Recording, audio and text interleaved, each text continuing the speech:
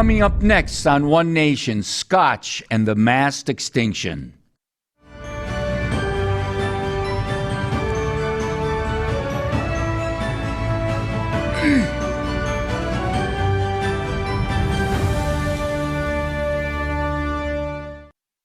Hello, America. Welcome to One Nation. I'm your host, Dr. Jake Jacobs.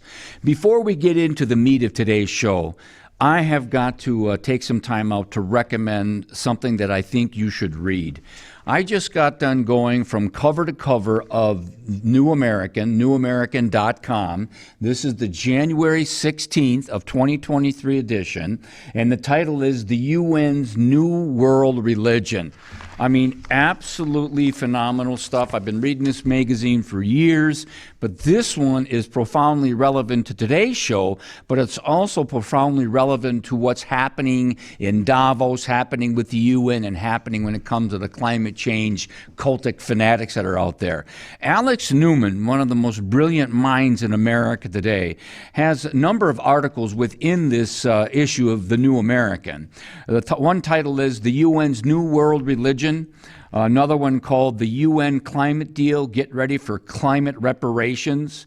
Another one called The UN Climate Circus, and on and on and on. It's absolutely, I have to recommend again, The New American, newamerican.com, newamerican.com. And this particular one, which is just out this week, is called The UN's New World Religion. Now, by the way, speaking of plugs, you can see more of me, Dr. Jake Jacobs, on Facebook at the Dr. Jake Jacobs, or Dr. Jake Jacobs. Also on Facebook, I have the Jake Jacobs Show. You can also find me at jakejacobshow.com. That's jakejacobshow.com. And if you're on Twitter, I'm at Jake Jacobs 1776. So on Twitter, I'm at Jake Jacobs 1776. Well, you know, we just had Christmas. And every Christmas year, I watch Scrooge, otherwise known as A Christmas Carol, the 1843 book written by the brilliant English writer, author Charles Dickens. And there's a line or a scene within the movie or within the book where these Englishmen are asking Ebenezer Scrooge for money to feed the poor. And he refuses to give charity. And there's he has a response to when they ask him for money. And I want you to hear the response because, believe it or not, it relates to what's happening in this bizarre mass extinction, climate change catastrophe that's happening in the world today. So the year 1843 actually relates to the year 2023. So here goes this clip from Scrooge or A Christmas Carol. Do you know how many people would rather die? Well, if they'd rather die, they'd better do it. And decrease the surplus population. If they would rather die, they'd better do it and decrease the surplus population. If they would rather die, then they had better do it and decrease the surplus population. If they would rather die, they'd better do it. Decrease the surplus population. If they would rather die, perhaps they had better do so and decrease the surplus population. If they'd rather die, then they'd better do it and decrease the surplus population. If they'd rather die, they'd better do it and decrease the surplus population. Decrease the surplus population in a Charles Dickens book of 1843? Where did that come from? Well, remember, Charles Dickens was an Englishman. And there was another famous Englishman of a few years earlier by the name of Thomas Malthus. And in 1798, Thomas Malthus, he wrote a book called An Essay on the Principle of Population. The bottom line within that book, he said there are going to be way too many people on the earth, and there's not going to be enough food to feed them, and therefore there's going to be mass starvation all throughout the planet Earth.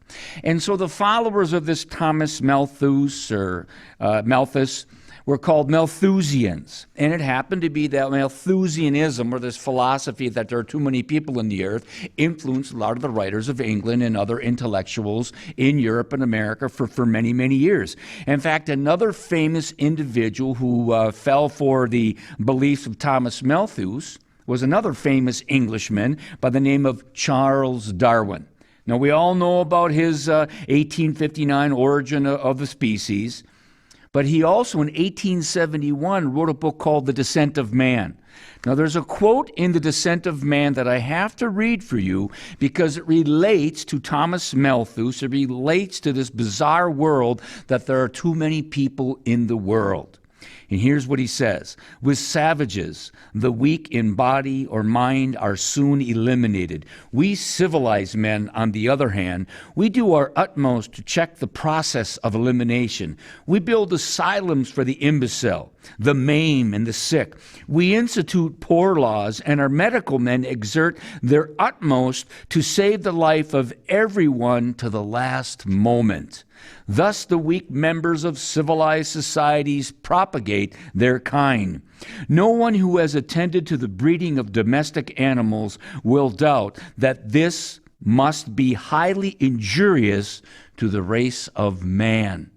Here is Charles Darwin advocating survival of the fittest, natural selection. In essence says, can you believe it? Can you believe that the men of England, the good people of England, they actually are passing laws to save the poor, to help those who are having certain disabilities. In fact, they perpetuate the survival of the unfit. And so Darwin didn't like this idea. He felt there were way too many people and that we had to weed out the inferior people of the earth. Thus, we call that survival of the fittest, natural selection. So remember back to the Christmas Carol of 1843, right? It's we have to decrease the surplus population. Well, there's nothing new under the sun. When I was a kid in the 1960s and 70s, I was told by my teachers, I was told by the media, ABC, NBC, CBS, there were way too many people in the world. There was going to be mass starvation upon mass starvation. Literally, I took it to heart like many of my fellow, students did in junior high and high school did. In fact, one of my teachers, Mr. Stoner in social problems, made us read a very famous, or I should say infamous book, because so much of it was wrong. It was called The Population Bomb. The Population Bomb by Paul R. Ehrlich. And we read that book, and in that book, he was in essence saying, just like Thomas Malthus of 1798, there were way too many people in the world, and there's not going to be enough food. So, in fact, I just recently, by the way, I live a very exciting life. I reread The Population Bomb. My poor wife has got to put up with this guy sitting in his office reading all these crazy books, right? And in the prologue, Paul Ehrlich says this, 1968, on prologue Roman numeral 11. The battle to feed all of humanity is over. In the 70s and 80s, hundreds of millions of people will starve to death in spite of any crash programs embarked upon now. At this late date, nothing can prevent a substantial increase in the world death rate. Absolute. This is how I heard this Malthusian, Ehrlichian, population bomb, doomsday flapdoodle. You've got to hear this. This is from ABC News. It's late, I think it's like 69, 1970-ish, and it's Howard K. Smith. I happen to like Howard K. Smith. He was a famous World War II correspondent who interviewed, actually before the war, Adolf Hitler. He was called one of the Murrow boys, Edward R. Murrow. So he did a lot of wonderful reporting over in England during the war. So imagine now I'm a young kid and I'm listening to Howard K. Smith on ABC News. Listen to what I would have heard about the population bomb back in the day. Here goes. Overpopulation, so long predicted, has stolen upon us. It's getting worse week by week. In the 1960s, a new kind of fear began to spread across America. The U.S. could be busting out at the seams by the end of the century. If we do not, by humane means, limit our numbers, then numbers are going to be limited by more famines and shortages and consequent social conflicts. The idea that human population was outstripping the Earth's ability to support mankind was a powerful one. And it was one man, Stanford biologist Paul Ehrlich, population growth will kill you stone cold dead, who pushed the dramatic message home. If we continue to let population grow, and if we continue to exploit the underdeveloped countries, if we continue to pollute the seas, with a wide variety of compounds and so on. It's very difficult for me to picture things holding together for more than another decade or so. Okay. So we started out with Charles Dickens and Thomas Malthus, 1798, 1843, surplus population, and Charles Darwin saying, they're passing laws to help the poor people. We got to let the inferior people die off. Why are we helping them? Then we fast forward to when I was a kid, and I'm reading this book, and I'm hearing this stuff on the news, and I go home and I tell my mom and my dad, I'm scared, like, oh my God, the world's going to hell in a handbasket. Right? Now, it's very interesting because as I was rereading The Population Bomb, I was blown away by what he was advocating. He was advocating actually putting some type of a medical sterilization chemical in the water to stop people from being able to have children. He even, and many people like him, advocated forced sterilization around the world to decrease the surplus population. In fact, Mahatma Gandhi, I think it was his daughter, I forgot her name now. Gandhi was her last name. She was the prime minister of India back in the 1970s. They had forced sterilization of literally millions and millions of Indian men because they bought this population bomb, Malthusian, Darwinian, survival of the fittest nonsense that's very anti-human, very anti-death. Now, back to Paul Ehrlich. And by the way, he's still with us in 2023. That's why I'm talking about him today. I used to love to watch Johnny Carson. In fact, I was in the audience of Johnny Carson back in the 70s. I wasn't on the show, but I was in the audience.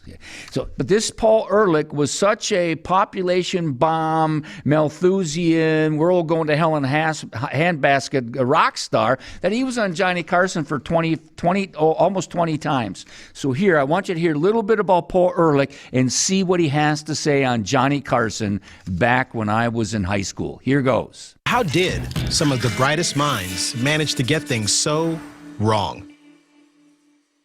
Our story starts in the 1960s. The population just hit 3 billion people, and that made some people very nervous. How could a world of 4, 5, or even 6 billion people feed itself? Many experts were convinced it couldn't. A slew of books from leading scientists and researchers warned against the dangers of rapid population growth. The most famous of these books was The Population Bomb, a book by Stanford biologist Paul Ehrlich. Ehrlich's prediction seemed reasonable enough. The population was growing really fast, and it didn't seem like food supplies could keep up. In effect, we were all screwed. Ehrlich took aim at India, which he was confident would never be able to feed itself. He thought they were so far gone, we should probably just let them starve. Ehrlich's book sold millions of copies, and overpopulation fears became mainstream. The media ran with it. Politicians believed it. It launched a new wave of activism, and even filtered into popular culture. Soylent Green, a dystopian film starring Charlton Heston, takes place in an overpopulated future where people resort to eating mysterious food rations that it turns out were actually made of people! But it didn't stop there. Ehrlich's book made him quite the celebrity. He went on The Tonight Show with Johnny Carson over 20 times, and things got weird. You have to get the death rate and birth rate in balance, and there's only two ways to do it. One is to bring the birth rate down, the other is to push the death rate up. Push the death rate up. Remember the surplus population during Charles Dickens' time period in history?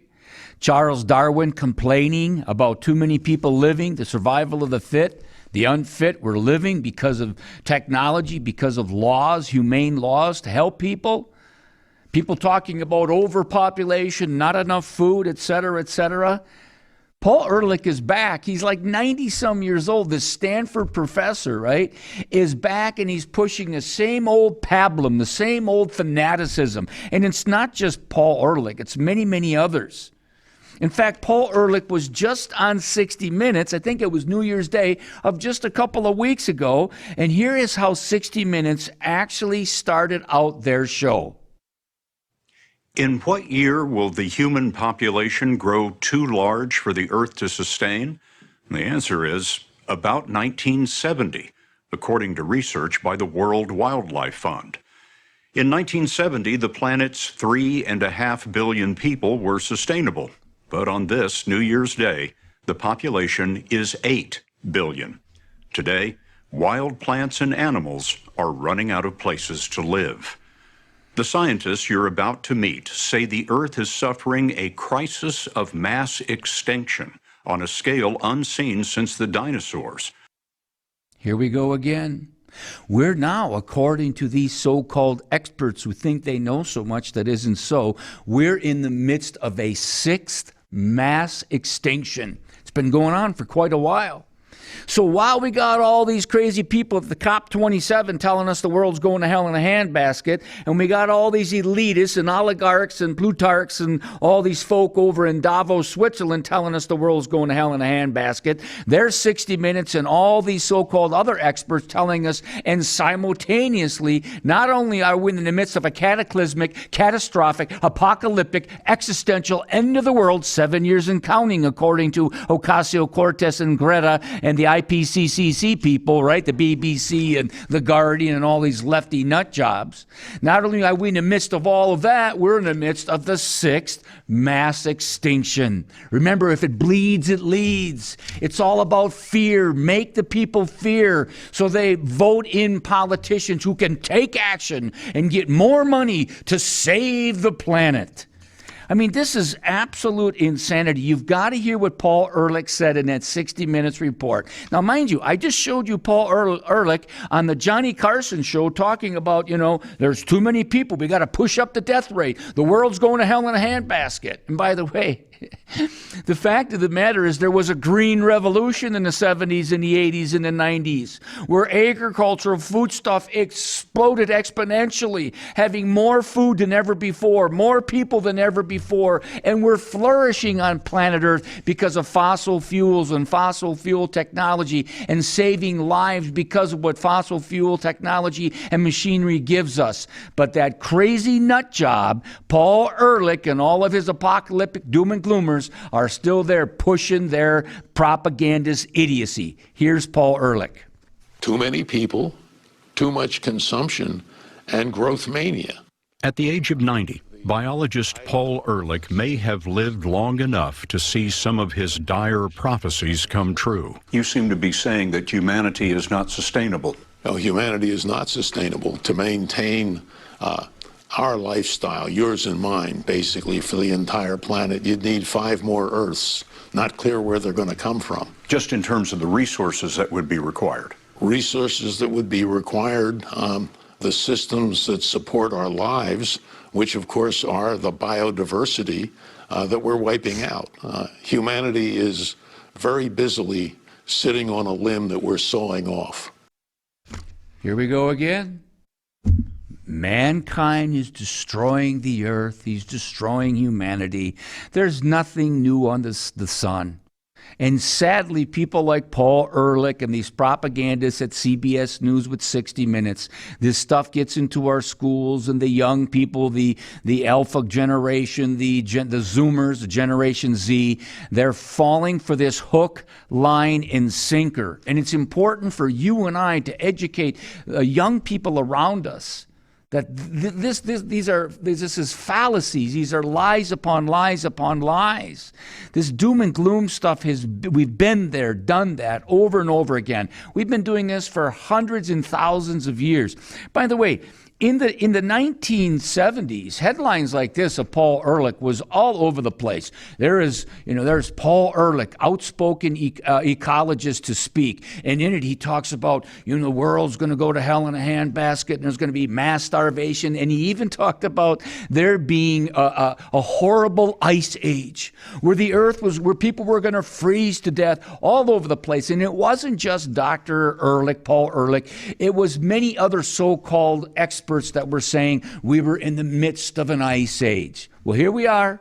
I remember it well. I didn't have my gray beard. I had more hair. I was a kid in high school, and we fell for it. I was within that educational paradigm, and I fell for those lies until I began to study and began to realize this was a ruse. These were lies upon lies. Now, by the way, because I dare come to you and say, you know what, I think Paul Ehrlich is out to lunch. He just on Twitter, by the way, my handle is at Jake Jacobs 1776 at Twitter, okay, at Jake Jacobs 1776. But here's at Paul R. Ehrlich. Look what he says.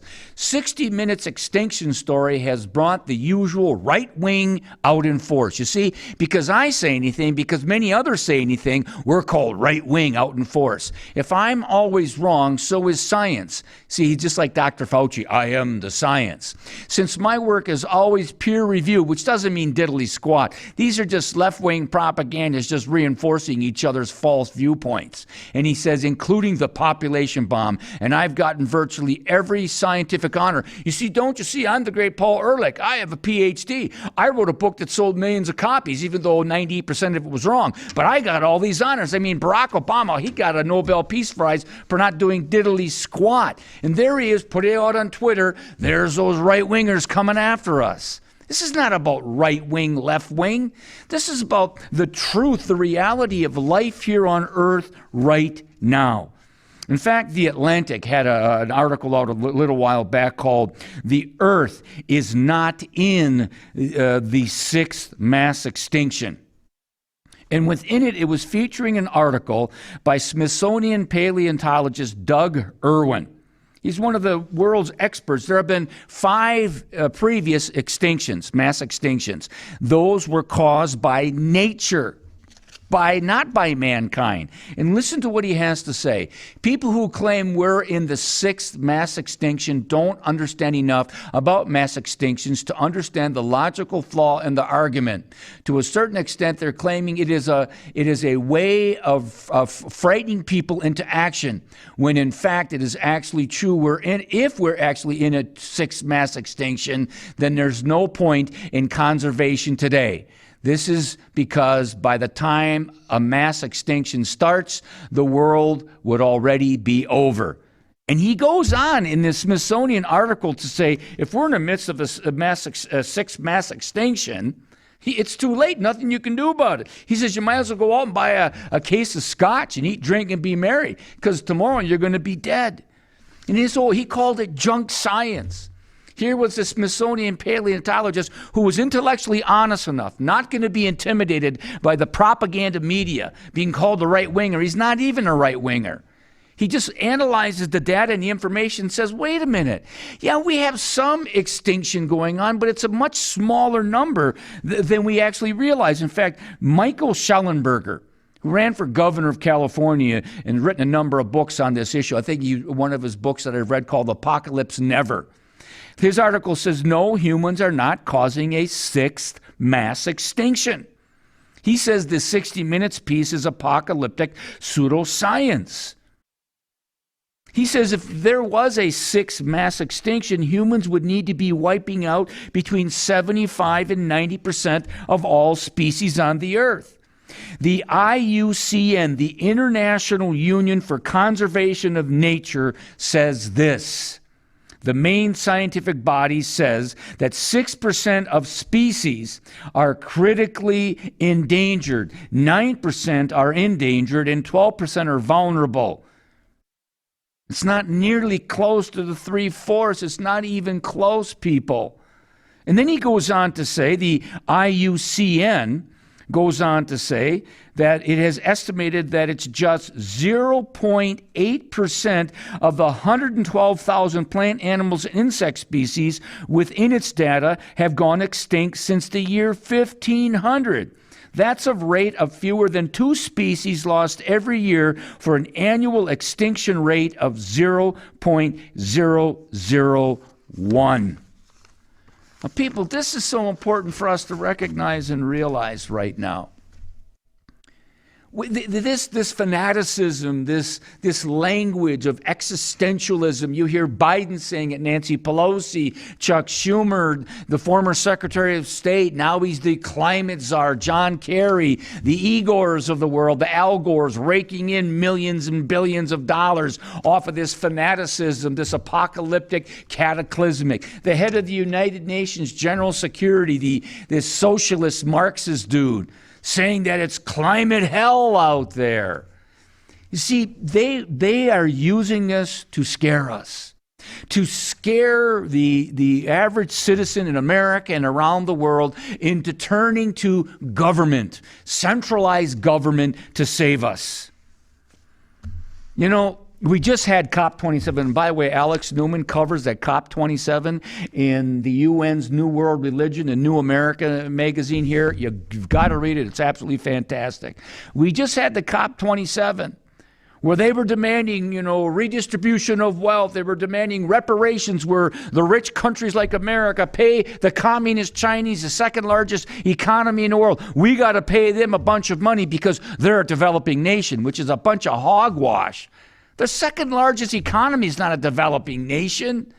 Their military is exploding. Their control of raw minerals, raw materials for electric batteries is exploding. They're using coal and fossil fuels like never before. They're laughing at the Paris Accords. They're laughing at the climate cultist fanatics telling us that we have to pay them.